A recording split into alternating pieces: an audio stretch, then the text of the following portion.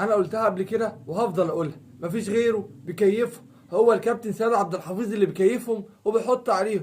اسمع كده احمد حسام ميدو قال ايه على لعيبه النادي الاهلي، وشوف رد الكابتن سيد عبد الحفيظ عامل ازاي، بالادب بيخرسهم كلهم. اسمع كده يا معلم واتمتع. اتفرج تاني ومؤكد مره تانيه، لعيبه الاهلي وانا اسف ان انا بقول الكلام ده، اساسيات الكوره مش عارفين يعملوها. الاستلام والتسلم، وان انت تستلم الكوره بين الخطوط، وان انت تبدا هجمه ازاي، تقف في الكوره الثابته، التحولات بتاعتك مش عارف تعملها قدام الليفل ده. ارجوك. مسؤول من نادي تاني فاقد اساسيات كره القدم، فاقد اساسيات كره القدم. الاهلي بلعيبته، يعني محمد علي برمضان فقد اساسيات لعيب كره القدم. زيزو اللي كان هو عنده هو من شهرين كان احسن لعيب واعظم لعيب في افريقيا.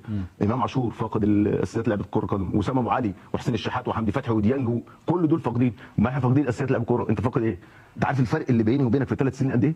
63 نقطه في الدوري. يعني انا لو فاقد اساسيات كره القدم انت لسه بتتعرف عليها بقى. تمام؟